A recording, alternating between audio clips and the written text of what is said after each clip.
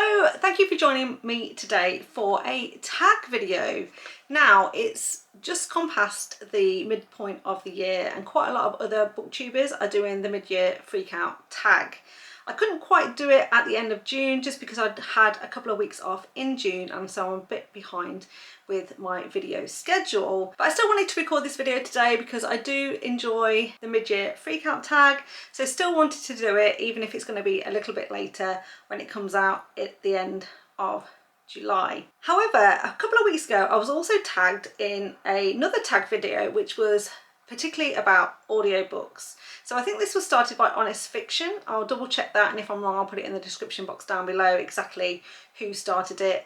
But I know Jen from the Book Refuge has done this one as well as Amber from Amber Reads Romance, and Amber tagged me in this one. So I thought I would do this one as well. Again, a little bit belated, but while I'm doing the mid-year freakout tag, I thought it would also be fun to throw in a couple of additional questions, particularly about audiobooks. So that is what I'm going to do today. So this is a mashup of the audiobook tag and the mid-year freakout tag as well. So let's get started with the audiobook questions. Now, if you are familiar with my channel, then you'll know that I don't read a lot of audiobooks. I don't listen to a lot of audiobooks, and I don't ever pick up any ALCs either. The main reason is because my main preference to consume books is via my Kindle, then via physical book, and then finally by audiobook. However, I do like listening to audiobooks, but the main time that I read them, in fact this is going to answer one of the questions, is when I am driving. And in the past I used to drive a lot more than I do now, but since COVID and also I changed my job last year, it means I do slightly less driving than I used to, and so I only tend to read now while I'm in the car on long journeys or when I'm traveling for work. And so it depends how much I'm traveling to how many audiobooks I listen to. So let's get started then with the very first question, which is, what was your very first audiobook? So the very first audiobook that I picked up or listened to was in fact Twilight by Stephenie Meyer. When Twilight first came out, I was a bit late to the party. I didn't actually read this one until the fourth book was already here, but I discovered this book on a trip to San Francisco, absolutely loved every moment of it, completely binged the whole series. And then when I got a job that required me to do a lot of travelling, I got fed up of listening to the radio and podcasts and things, and I thought it'll be good to try and listen to an audiobook. And because I was driving, I didn't want to be distracted by a brand new story that I hadn't listened to before, and I decided to pick up the Twilight series because I loved it so much. I thought, why not revisit my favourite books in a completely new way? So I not only listened to Twilight, I went through and listened to all of the books in this series, and also picked up some more audiobooks that Stephenie Meyer had brought out as well. So the next two questions I'm going to join together because the question is, what is my favourite audiobook and who are my favourite narrators?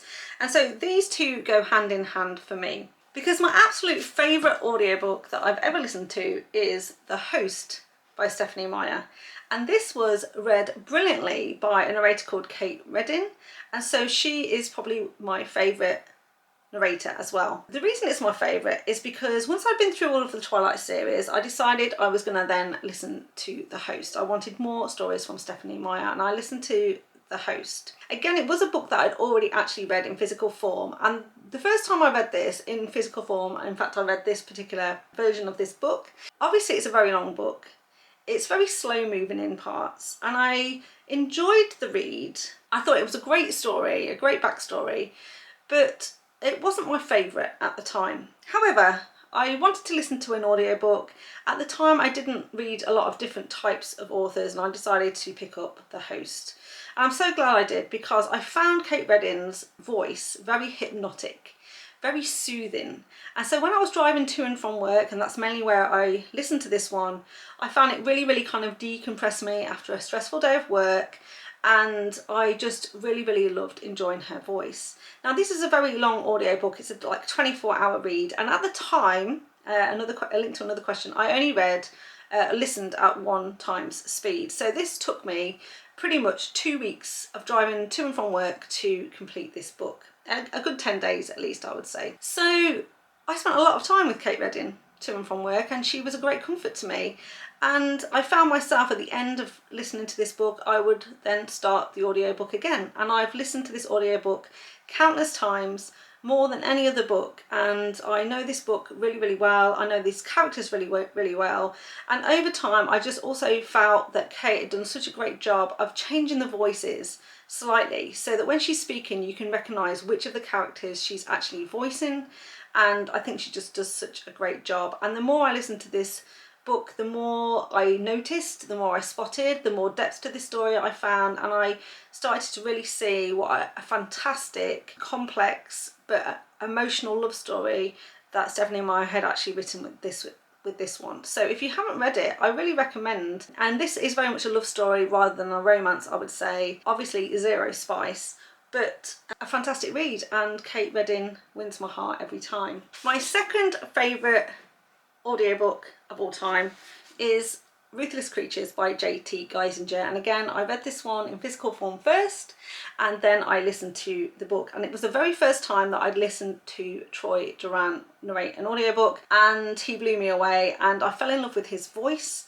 And I think this sums up our character in this one absolutely perfectly. So when I'm reading this book now, I absolutely imagine Troy's voice for our hero in this one, Cage. And again, this is a comfort read for me. I've listened to it on more than one occasion and think that Troy Durant's voice is absolutely stunning and perfectly suited to this type of mafia hero. Well, that's my favourite audiobook.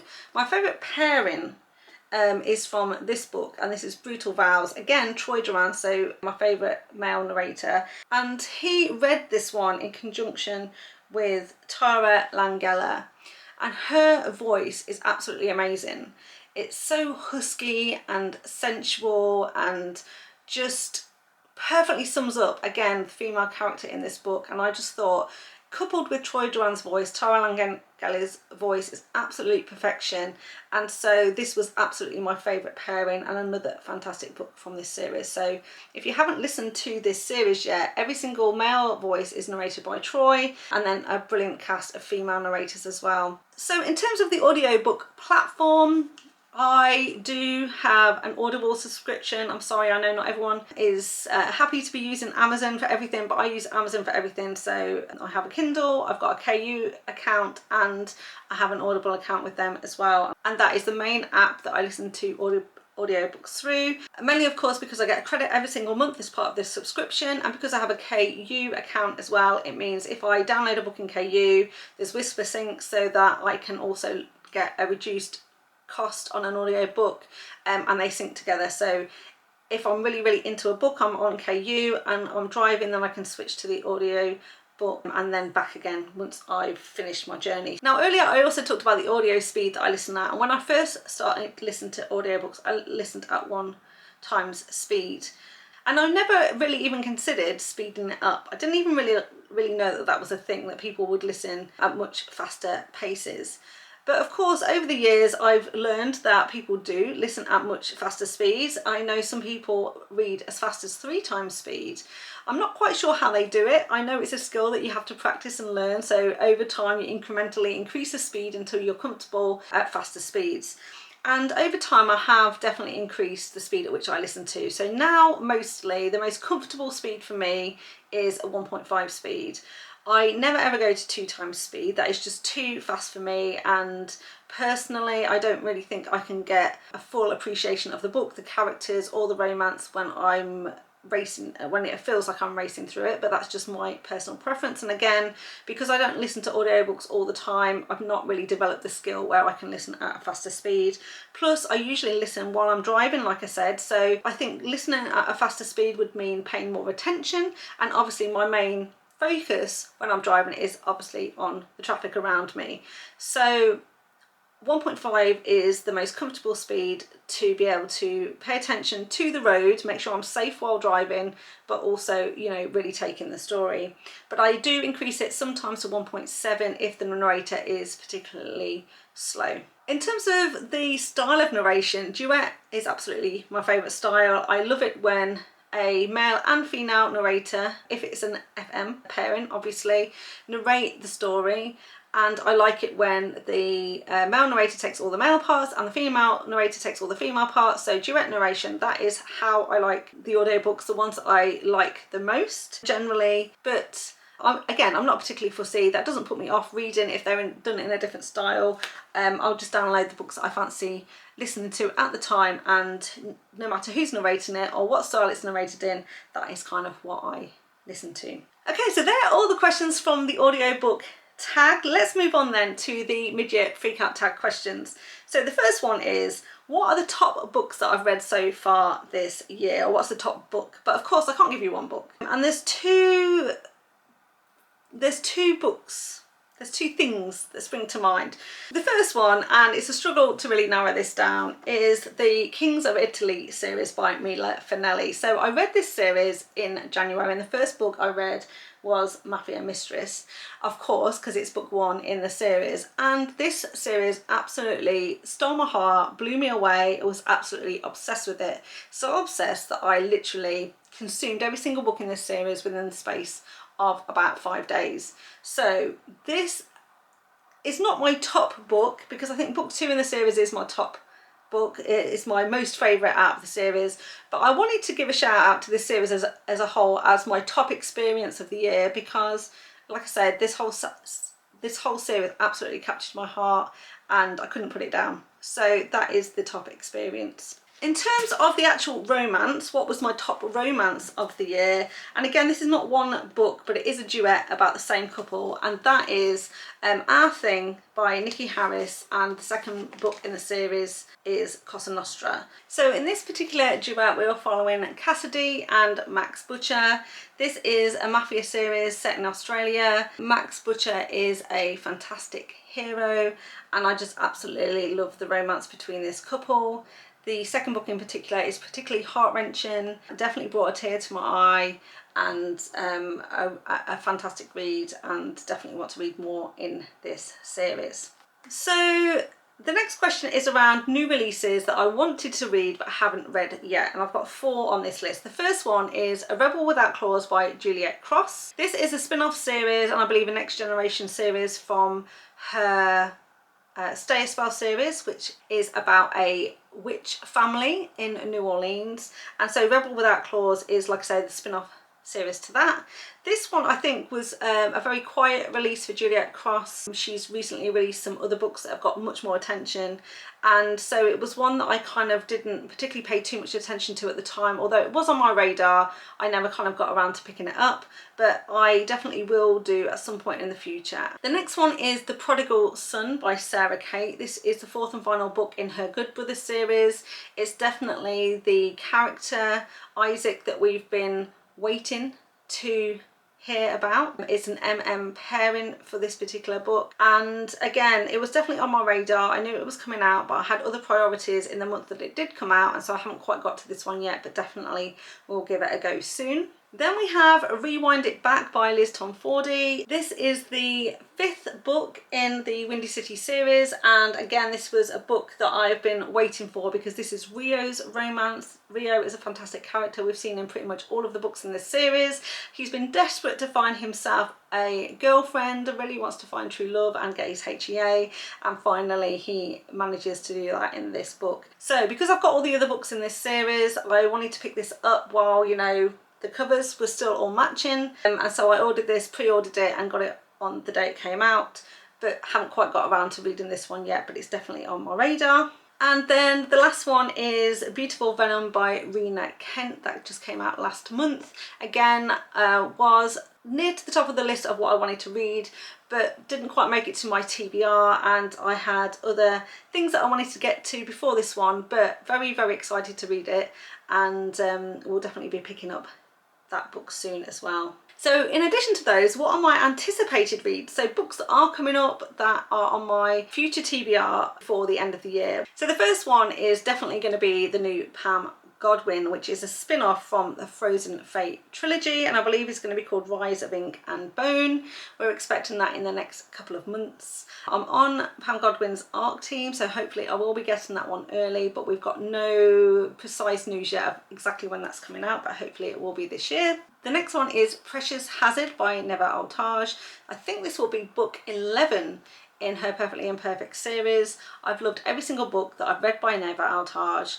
I've loved every single book in this series. Every single book gets better and better, so every one I read is better than the one before, and so this is really highly anticipated, and it's coming out really, really soon because it's coming out at the end of July, so hopefully we'll have it in my hands very, very soon. Coming up as well is Bitter Burn by Sierra Simone, and this will round out a trilogy that she's been writing.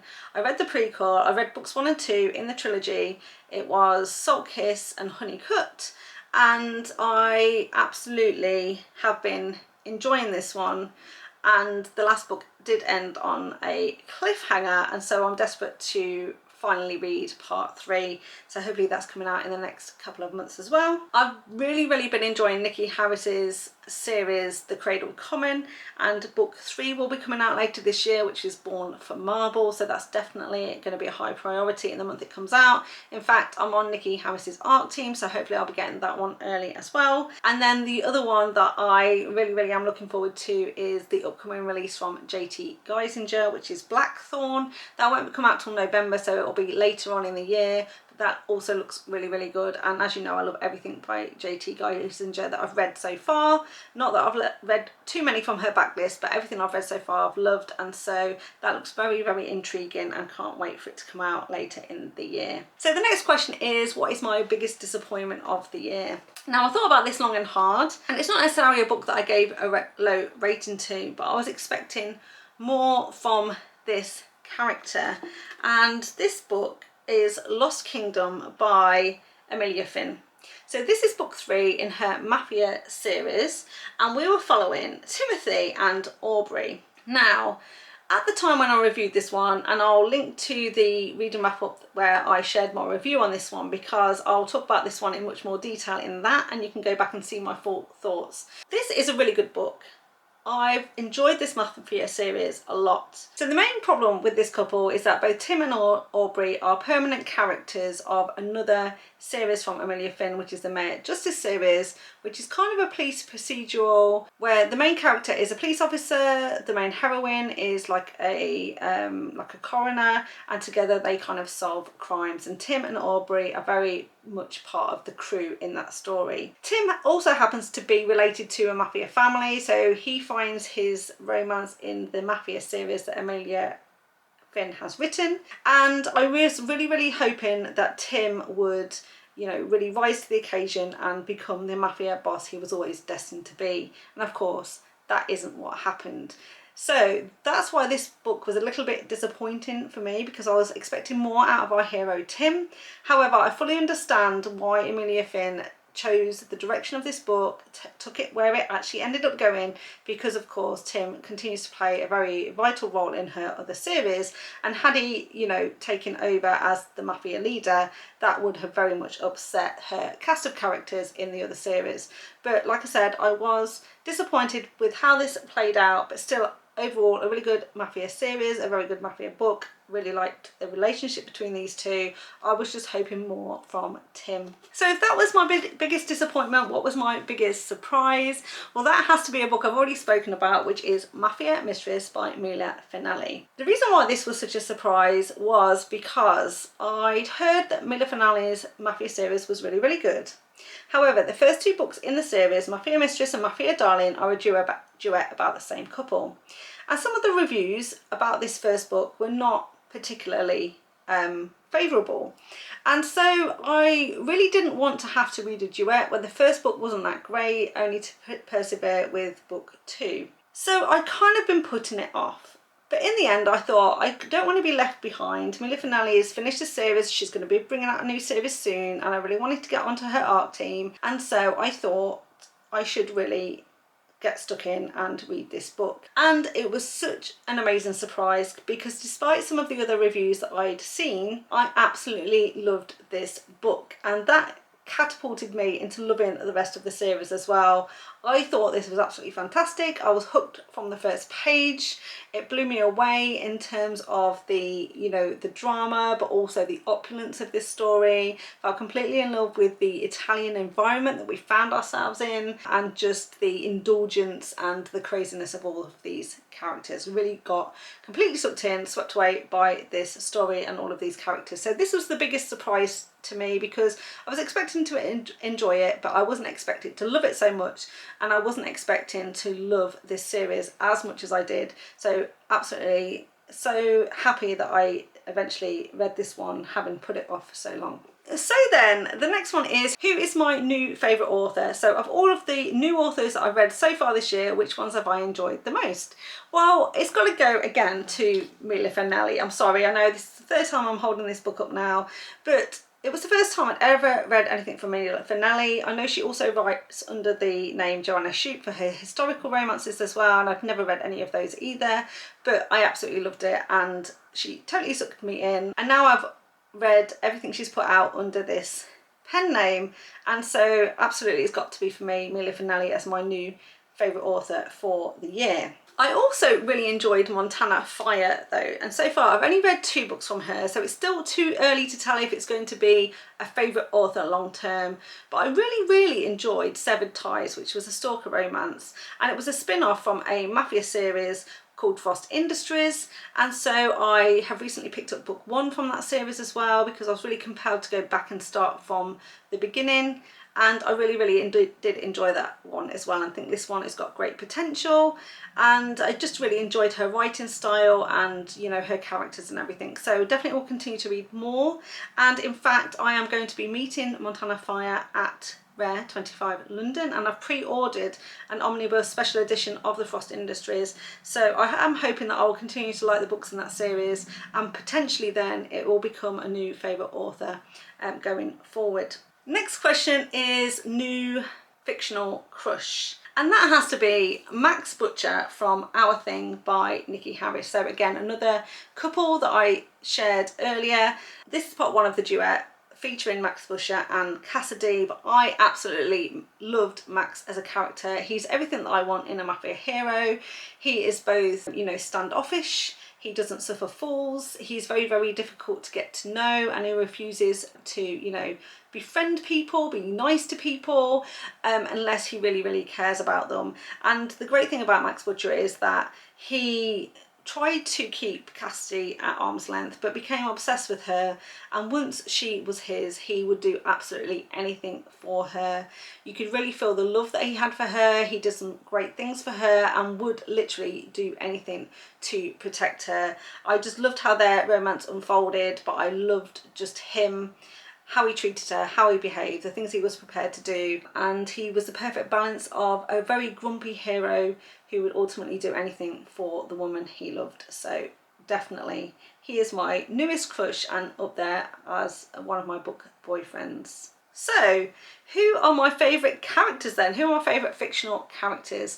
Well, again, I cannot pick just a couple of characters. Instead, I want to draw your attention to a couple of series where I think the entire cast of characters have been absolutely brilliant, and I've just thoroughly enjoyed the read and spending time with these characters. The first one is the entire cast of characters from the Checkmate series by Amelia Finn. So this particular book, Pawns in the Bishop's Game, was my favourite read of 2021. I've talked about this on several occasions before. The main hero in this one, Kane Bishop, is one of my book boyfriends. I absolutely love him, and I love this one so much that I always intended to carry on reading more in this series, but because this is actually the 3rd series that Amelia Finn has written, and they all spin off from each other, I wanted to go back and start from the beginning, and I've slowly been working my way through series 1 and 2, finally caught up to Checkmate, and in the last month I've now read books 2, 3 and 4 from this series, and I just absolutely love the whole cast of characters in here.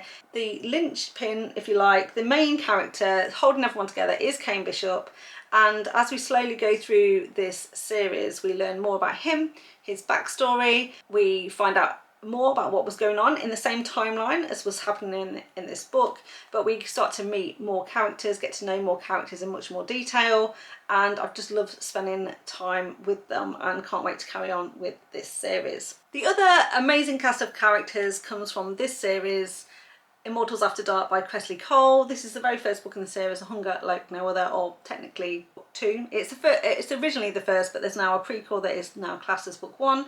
The only physical copy that I actually own from this series, but as I have it, I thought I'd hold it up while I'm talking about it. So throughout the year, I've been taking part in Amber from Amber Reads Romance read along for the Immortals After Dark series, and I've loved every single moment of the experience. While no particular book has really blown me away, my favourite so far has been Lothair. The series overall is definitely a 5-star series. The cast of characters is absolutely amazing, and as we've gone through, we've found out more about this world and more about these characters and become more and more invested in what these characters are trying to do, what they're trying to achieve, and every single story we learn a little bit more and we get to see some amazing people and characters. I guess the standouts have been Lothair, the enemy of old, and also Nyx, who is a very powerful oracle, and she has many demands on her time and is trying to do the right thing for many people,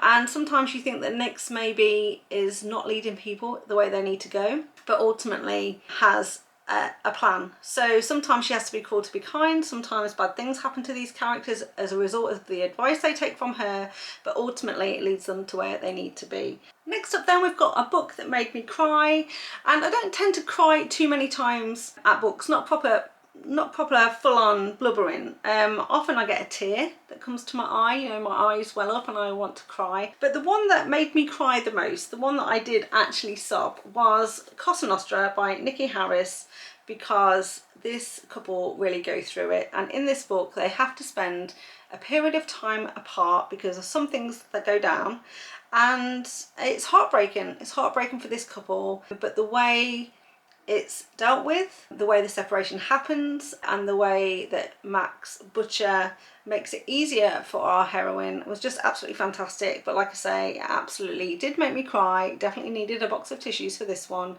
and so I would recommend you have a tissue with you if you ever decide to pick this one up. Conversely then, what books made me happy? And there was no one standout book. I don't read a lot of contemporary romances, don't read a lot of rom-coms or comedies, so there's not a lot that made me laugh, I would say, but which ones made me really smile? And I've got a couple of suggestions here. One, Wild Side by Elsie Silver. I love everything that Elsie Silver has written. I always have a fun time with her books, and Wild Side was a fantastic romance, and again some great characters in that one. I also really liked The Sexpert.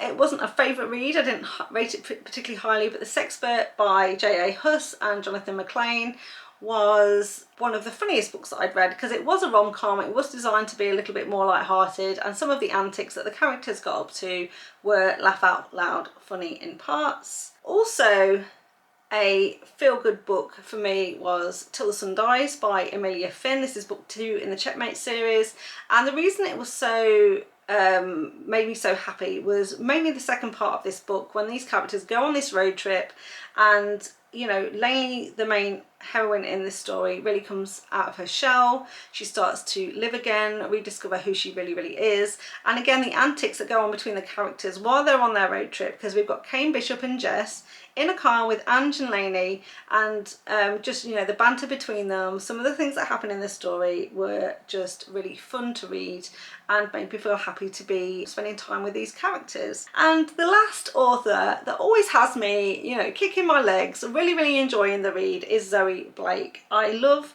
the Ivanov crime family series that she's got. This year she brought out books 4, 5 and 6, and we're waiting for book 7, but every book that I've read so far this year from that series I've thoroughly enjoyed. They're Russian mafia stories.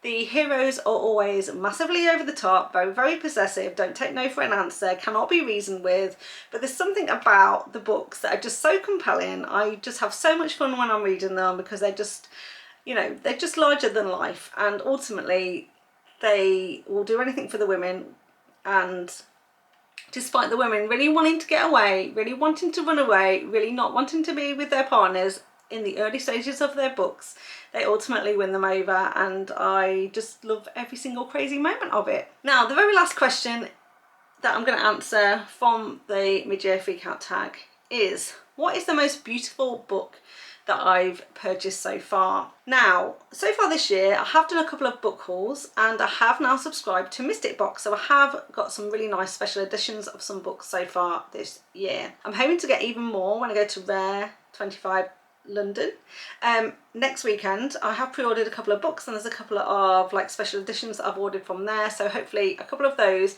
will end up as my most beautiful by the end of the year. But I've got two to show you that I really love, that I've received so far this year. And the first one is Ruthless Stranger by Maggie Cole. This was part of a Kickstarter that she did last year, and we finally got delivery of these in February. I showed it at the last book haul video, which I'll link down below as well. But this is a hardback. It comes in a really nice cover, and then on the front we have really nice kind of foil on the front. It's also got sprayed edges, so that's really nice. And on here it does say Maxine and Aspen, who are the main characters from this story. Inside we've got some really nice artwork with Maxine and Aspen in Las Vegas, and I really like the chapter headings as well, so some really nice covers for all of the chapter headings. And then in the back of this one also some additional artwork with this couple. This did also come with some vellum inserts. I've not actually placed those into the book yet, but that just adds an additional touch. So that's one of the books that I am most happy to have on my shelf this year. The other one is the new version of Savage Hearts by J.T. Geisinger, and I am thrilled to finally got my hands on all 4 of these special edition copies from the the latest release of this particular series. I really like all of these. They have been reworked. I really like actually the new covers. I much prefer the men covers, I'm not gonna lie, but I think they've done a really great job with these new versions. And they also have kind of sprayed edges. They're all different colours.